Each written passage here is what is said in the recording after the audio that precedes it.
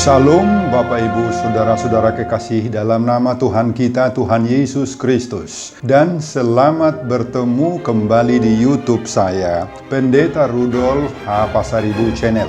Dengan dan lewat channel ini, saya komit untuk senantiasa menyebarkan pengajaran firman Tuhan. Karena saya percaya berlandaskan Yesaya pasal 55 ayat 11 bahwa firman Tuhan yang saya dan Bapak, Ibu, Saudara-saudara semuanya juga ikut sebar lewat apapun termasuk lewat video ini tidak akan kembali dengan sia-sia, tetapi akan bekerja sendiri lewat kuasa dan berkat urapan Roh Kudus.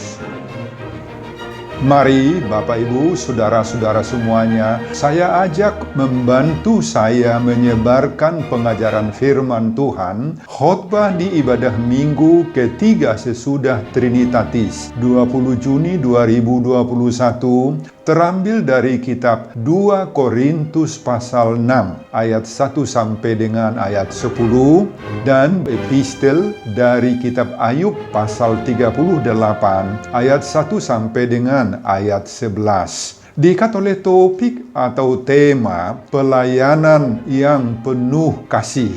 Dalam bahasa Batak dituliskan Pakkobasion Nagok Holong. Saya baca untuk kita, simak pembacaan firman Tuhan berikut ini. Judul perikop 2 Korintus pasal 6 ayat 1 sampai dengan ayat 10 adalah Paulus dalam pelayanannya.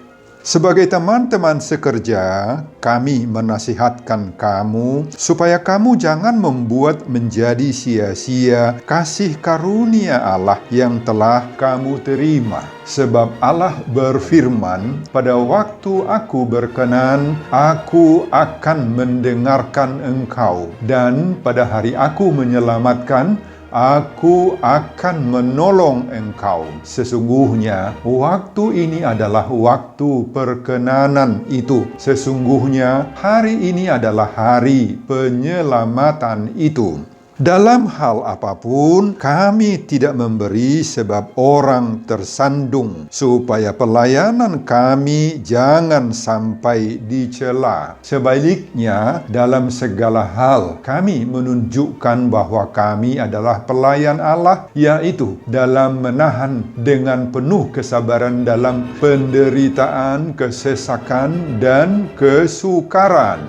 Dalam menanggung dera, dalam penjara dan kerusuhan, dalam berjerih payah, dalam berjaga-jaga dan berpuasa, dalam kemurnian hati, pengetahuan, kesabaran dan kemurahan hati, dalam Roh Kudus dan kasih yang tidak munafik, dalam pemberitaan kebenaran dan kekuasaan Allah, dengan menggunakan senjata-senjata keadilan untuk menyerang ataupun untuk membela, ketika dihormati dan ketika dihina, ketika diumpat atau ketika dipuji, ketika dianggap sebagai penipu namun dipercayai, sebagai orang yang tidak dikenal namun terkenal, sebagai orang yang nyaris mati dan sungguh kami hidup, sebagai orang yang dihajar namun tidak mati, sebagai orang berduka cita, namun senantiasa bersuka cita. Sebagai orang miskin, namun memperkaya banyak orang. Sebagai orang tak bermilik, sekalipun kami memiliki segala sesuatu. Saudara, khotbah kita di hari Minggu ketiga sesudah Trinitatis 20 Juni 2021 berbicara tentang berbagai penderitaan orang yang percaya dan hamba-hamba Tuhan, dihubungkan dengan topik atau tema minggu pelayanan yang penuh kasih, Pakkobasion Nagok Holong. Saudara, Paulus memberi berbagai nasihat dan pembekalan bagi jemaat Kristen yang ada di Korintus. Kita mungkin masih ingat keadaan jemaat Kristen yang ada di Korintus ini. Jemaat Korintus ini adalah jemaat yang di dalamnya banyak persoalan yang datang dari diri mereka sendiri atau internal dan dari luar jemaat itu atau eksternal. Dari dalam internal jemaat itu sering terjadi perpecahan, pertikaian di antara sesama jemaat. Selalu ada persoalan, ada pro kontra. Ada yang pro Paulus, pro Kefas, pro Apolos, pro Kristus, dan lain-lain.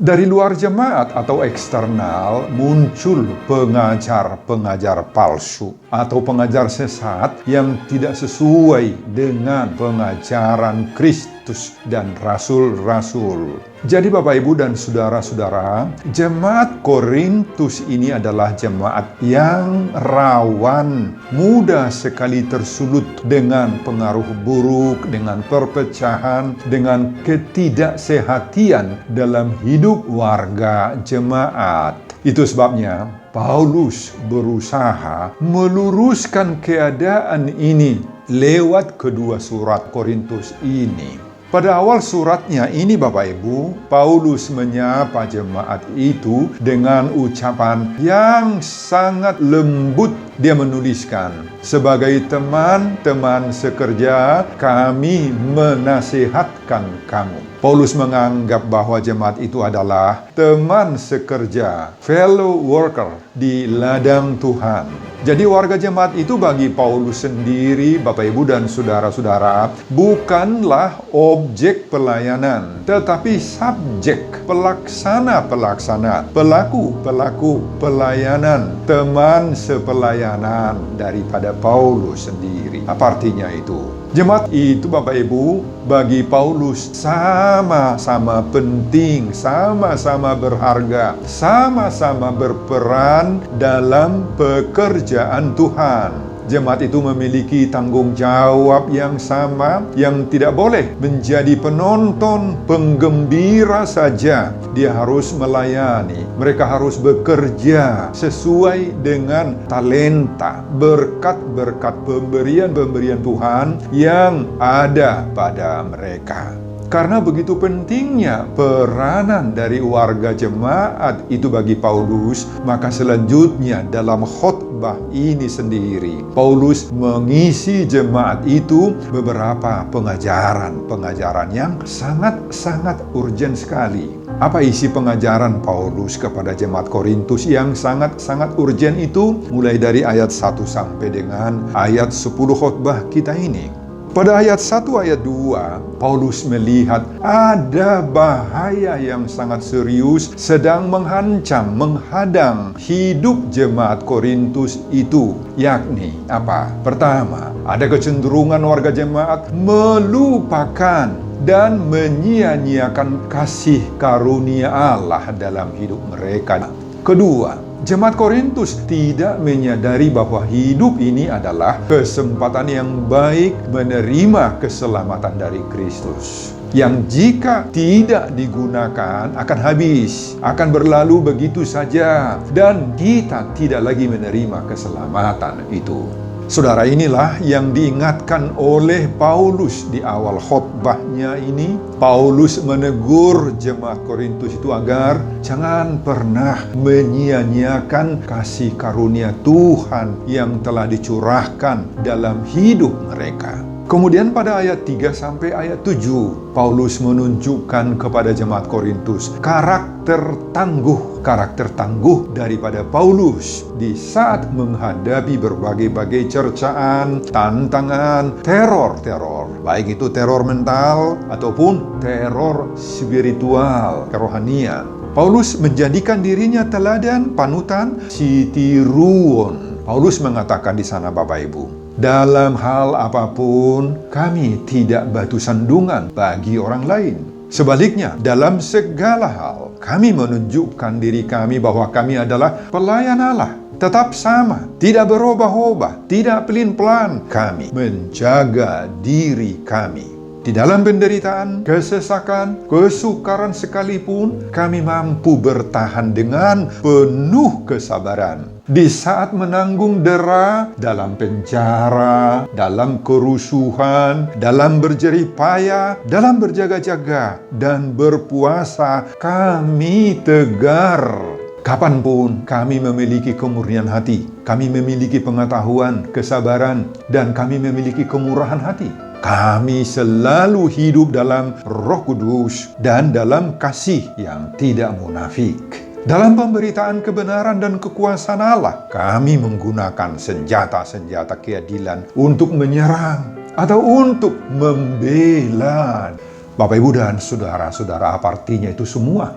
Paulus mampu bertahan sebagai pelayan Allah yang konsisten dalam keadaan-keadaan sukacita, menguntungkan sekali, ataupun dalam keadaan terpukul, terpuruk, atau dijatuhkan oleh banyak hal. Kemudian pada ayat 8 sampai dengan ayat 10, Paulus melanjutkan lagi dengan menunjukkan dirinya sebagai orang yang rendah hati. Di sana disebutkan oleh Paulus, meski realitas hidupnya berbeda dengan pandangan orang, dia tidak terpengaruh. Pikirannya nggak rusak apapun pandangan orang terhadap dirinya. Paulus punya prinsip seperti bahasa kita sekarang. Memangnya gua pikirin semua itu omongan orang? Ketika dihormati, dihina, diumpat, dipuji, dianggap sebagai penipu, namun dia pastikan dirinya dipercaya. Ketika tidak dikenal, namun terkenal sebagai orang yang nyaris mati, tetapi sungguh-sungguh kami hidup. Sebagai orang yang dihajar, namun tidak mati. Sebagai orang yang berduka cita, namun senantiasa bersuka cita. Sebagai orang miskin dipandang orang, namun kami memperkaya banyak orang. Sebagai orang yang tak bermilik, sekalipun kami memiliki segala sesuatu. Apapun kata orang tentang Paulus, Bapak Ibu, Paulus jalan terus, Paulus eksis terus, melayani terus. Bapak, Ibu, dan saudara-saudara, inilah isi daripada firman Tuhan khotbah kita di minggu ketiga sesudah Trinitatis. Saudara, apa yang dapat kita pelajari dari khotbah kita ini dihubungkan dengan topik atau tema minggu, pelayanan yang penuh kasih. Pakkobasion nago kolong. Kita lihat yang pertama. Apa responsmu terhadap karunia Tuhan yang kamu dapat? Jangan sia-siakan. Saudara, di awal bimbingan dan nasihat Paulus, terlebih dahulu mengingatkan jemaat Korintus itu agar supaya jangan menyia-nyiakan kasih karunia Allah yang telah diterimanya. Ada dua hal yang sangat urgen di sini. Pertama, jangan menyia-nyiakan. Kata itu sangat penting bagi kita. Kata Yunani yang dipakai di sini untuk menyia-nyiakan adalah kenos. Artinya empty, hampa, kosong. Jadi sia-sia, bodoh, merasa bodoh, menyepelekan, pandang enteng. Itu kenos. Kata yang kedua, menyia-nyiakan apa? Paulus menyebut di sini kasih karunia Allah. Kata Yunani yang dipakai untuk kasih karunia di sini adalah charis, dari kata chairo, artinya rejoice, grace, grace which causes joy, pleasure, anugerah yang menyebabkan melahirkan sukacita.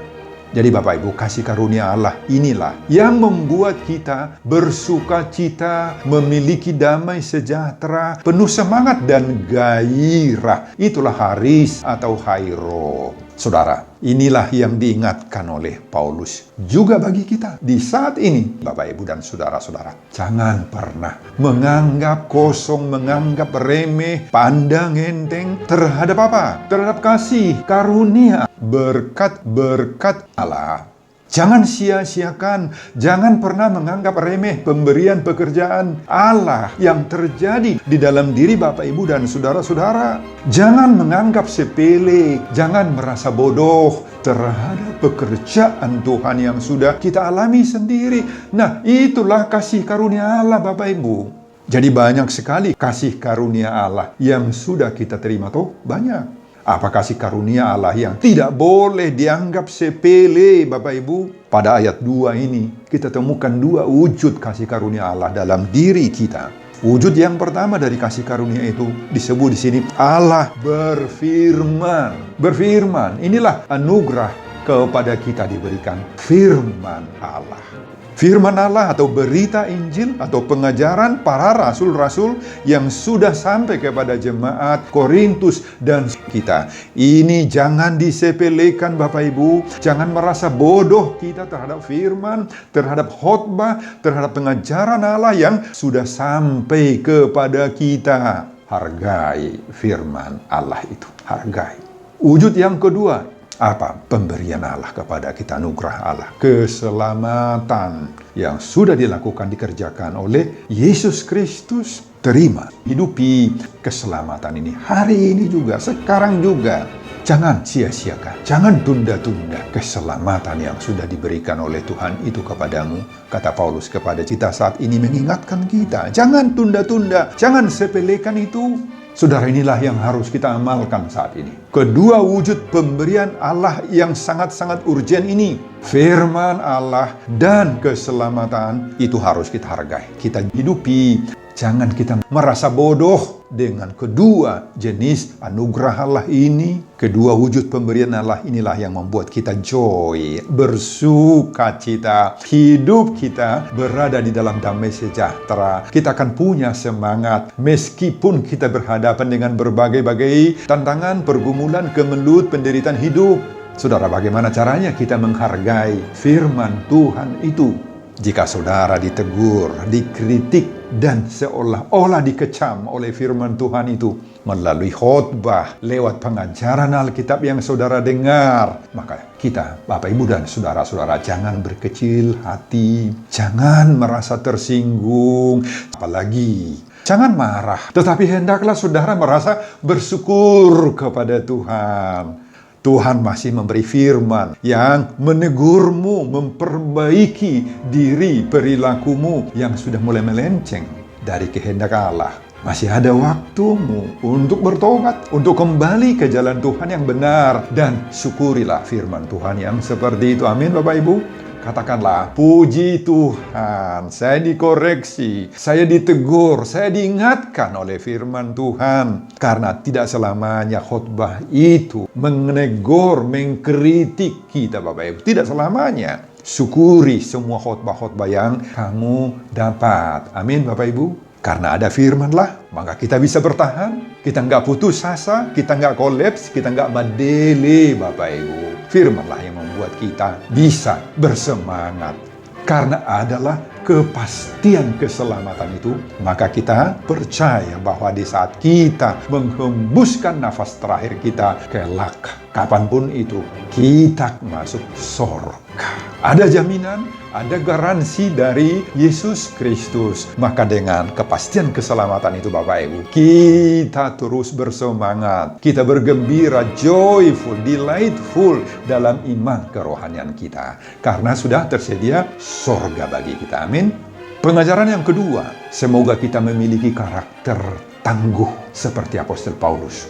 Bapak, Ibu, dan saudara-saudara, kita sudah melihat karakter tangguh dari Apostel Paulus dan Ayub dalam menghadapi segala bentuk kemelut hidupnya dan dalam pelayanannya. Semoga kita memiliki karakter tangguh seperti Paulus dan Ayub. Sebagaimana dalam nats pembacaan epistel kitab Ayub pasal 38 ayat 1-11. Meski pribadi Ayub digenjot berbagai-bagai kemelut, sakit penyakit, ditimpa berbagai-bagai malapetaka, kemalangan, anak-anaknya meninggal dunia, hartanya ludes, istrinya juga tidak menolong, ketiga teman-temannya Elifas, Bildad, dan Sopar tidak menolong, memberi semangatnya. Tetapi iman daripada Ayub kepada Allah itu tidak tergoyahkan, tidak luntur. Dia tetap setia kepada Tuhan dalam segala penderitaan yang dialaminya, Bapak Ibu. Saudara, inilah pelajaran berharga bagi kita di saat ini dari kedua tokoh Alkitab, Perjanjian Lama, Ayub, dan Rasul Paulus dalam Perjanjian Baru khotbah kita. Mereka memiliki karakter tangguh. Namanya saya sebut karakter tangguh. Saudara, bisakah kita memiliki karakter tangguh ini? Dan bagaimana caranya agar kita dapat memiliki karakter tangguh ini? Saudara, ada dua hal yang sangat penting kita gumuli, Bapak Ibu, di sini. Yang pertama, kalau dikatakan bisakah kita memiliki karakter tangguh? Jawabannya harus bisa. Harus bisa. Kenapa harus bisa? Siapapun kita, apapun pekerjaan, kesibukan, usaha, sumber-sumber nafkah kita, terutama di dalam menjalankan semua pelayanan-pelayanan kita, kita senantiasa menghadapi berbagai-bagai ancaman, kemelut. Tidak semua orang yang menginginkan kehadiran kita. Mental kita terus dan selalu diuji lewat berbagai-bagai cercaan, teror. Jadi kalau kita tidak memiliki karakter tangguh ini Bapak Ibu, maka kita akan kolaps, gagal, jatuh, kita akan putus asa. Kemudian yang kedua menyangkut karakter tangguh ini. Apa kuncinya? Bagaimana caranya supaya kita mendapatkan karakter tangguh ini? Apa yang harus kita tempuh agar kita memiliki karakter tangguh? Saudara, kunci utamanya adalah kita tidak boleh mengandalkan kekuatan diri kita sendiri, kemampuan kita, kehebatan kita, meskipun kita memiliki berbagai-bagai kehebatan. Tetapi kuasa Allah yang kita harus andalkan menghadapi semuanya itu supaya kita memiliki karakter tangguh. Kita semua, baik pelayan gereja ataupun jemaat biasa Bapak Ibu, kita adalah teman sekerja dari Kristus, dari Paulus. Nah, oleh karena itu, ini kunci yang kedua. Karena kita adalah teman sekerja atau sebagai sesama pelayan Allah, mari kita saling mendukung, saling menopang, saling membantu dalam setiap pelayanan kita. Ini kunci yang kedua, topang menopang dalam pelayanan. Dan kunci yang ketiga, manfaatkan firman Allah. Sebagai kuasa yang sanggup menopang, kita manfaatkan firman Allah. Mazmur 119 ayat 105 mengingatkan kita, masih ingat Bapak Ibu? Ayat ini sangat penting. Firman itu adalah pelita bagi kakiku dan terang bagi jalanku. Ingat lagi Ibrani pasal 4 ayat 12. Sebab firman Allah itu hidup dan kuat dan lebih tajam daripada pedang bermata dua manapun. Saudara, jika ini kita manfaatkan, kita akan memiliki karakter tangguh ini. Karakter tangguh ini dibutuhkan dalam segala situasi hidup kita bagaimanapun itu adanya. Bapak, Ibu, dan saudara-saudara, pelajaran yang ketiga dari khotbah ini. Marilah kita meneladani hidup Paulus. Saudara, Paulus tidak hanya sekedar mengajak, memberi saran, atau menasehati jemaat Korintus. Tetapi justru Paulus menjadikan dirinya sebagai teladan, tiruan, panutan dalam menghidupi berbagai-bagai anugerah Tuhan yang nampak baik pada saat-saat indah, pada saat sukacita, pada saat diberkati, ataupun ketika di saat menghadapi berbagai-bagai tantangan, pergumulan, penderitaan, ancaman, baik ancaman kematian, tantangan dalam pelayanan, pemberitaan Injil.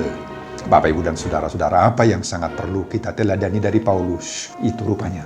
Pertama, kita jangan menjadi batu sandungan buat orang lain. Itu yang pertama. Jangan menjadi batu sandungan buat orang lain. Dalam bahasa Yunani dipakai kata skandalon, skandal, berskandal. Kita membuat orang lain berdosa, tertuk-tuk, jatuh, rusak dalam moral, dalam iman. Lewat ucapan-ucapan kita, perilaku kita, cara berpakaian kita, perbuatan kita, tindak tanduk kita yang tidak sesuai dengan karakter sebagai orang Kristen, orang percaya. Orang lain bisa tersandung, bisa berdosa. Nah, inilah yang harus kita jaga Bapak Ibu. Jangan kita menjadi skandalon, skandal, berskandal. Dia seorang sintua, tetapi masih suka main kartu, main judi, terlibat dengan minuman keras, mabuk-mabuk. Wah, ini jadi skandalon bagi orang lain yang melihatnya. Partuk Tuhan bagi orang lain, Bapak Ibu.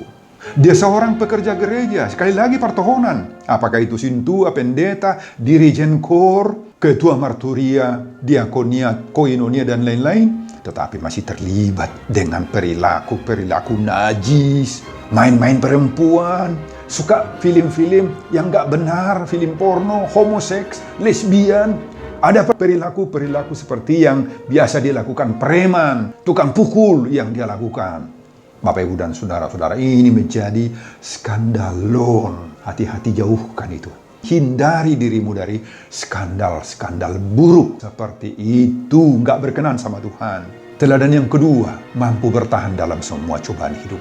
Saudara, dalam kehidupan ini kita banyak mengalami suka duka. Kita diuji dalam segala aspek untuk memurnikan iman kita. Seperti dalam kehidupan pribadi, kesehatan, pekerjaan, dan bahkan keluarga kita. Secara khusus dalam pelayanan gereja, kita mengalami banyak ujian cobaan. Kita diteror, kita dipermalukan, dihujat, dilecehkan, dan lain-lain.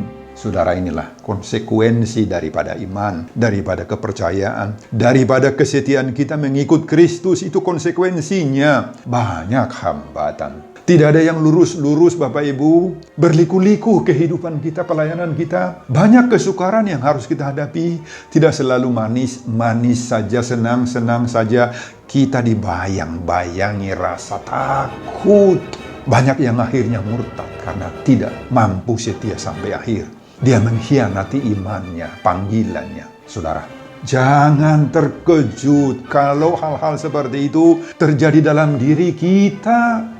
Jadi kita harus andalkan Tuhan Yesus, maka kita akan diberikan oleh Tuhan kekuatan, kemampuan untuk menghadapi semuanya.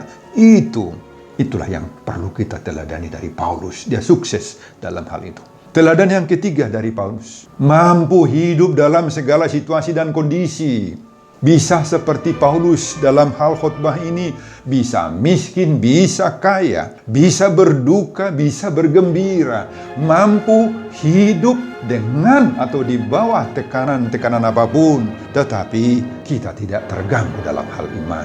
Kita bisa bersenang-senang, bisa juga berduka ataupun mengalami musibah. Saudara, banyak orang yang tidak mampu seperti itu. Sedikit saja uangnya, kekayaannya sudah sombong, sudah angkuh dan tinggi hati. Belum apa-apa penderitaan yang dialaminya, sudah frustrasi, stres, putus asa. Sedikit saja dia sakit hati terhadap seseorang, terhadap orang lain. Ngapi tersinggung, gital, merbada. Saudara, mari kita belajar dari Paulus itu, mampu menghadapi segala bentuk, kondisi, warna kehidupan, tahan menderita. Amin Bapak Ibu. Dengan ketiga-tiga jenis keteladanan Paulus ini, maka kita akan mampu melaksanakan pelayanan yang penuh kasih, pakobasio nagokholong, sebagaimana topik minggu ini. Sebelum saya mengakhiri khotbah ini, Bapak Ibu, kembali saya mengajak Bapak Ibu dan saudara-saudara membantu saya menyebarkan pengajaran firman Tuhan khotbah di ibadah minggu ketiga sesudah Trinitatis 20 Juni 2021 dari 2 Korintus pasal 6 ayat 1 sampai dengan ayat 10 ini, agar kita dapat meningkatkan pelayanan yang penuh kasih. Pakobasio nagokholong termotivasi lewat khotbah ini. Simak juga video-video khotbah saya yang lain, agar Bapak Ibu dan saudara-saudara memiliki sentuhan dan pemahaman rohani yang semakin diperkaya. Buka di YouTube saya, Pendeta Rudolf H. Pasaribu Channel. Selamat mengikuti ibadah minggu, baik di gereja ataupun di rumah kita masing-masing. Tuhan Yesus memberkati kita. Salam Horas. Amin. Terima kasih untuk firman-Mu ini. Berkatilah jemaat yang mendengar khotbah ini, menjadi pelajaran yang sangat berharga buat kami semuanya, Tuhan. Berkati hamba-Mu dalam persiapan khotbah berikutnya, dan semuanya ini saya kembalikan untuk kemuliaan kebesaran nama Tuhan. Di dalam Yesus Kristus saya berdoa dan mengucap syukur. Terpujilah nama-Mu Tuhan hari ini dan untuk selama-lamanya. Amin.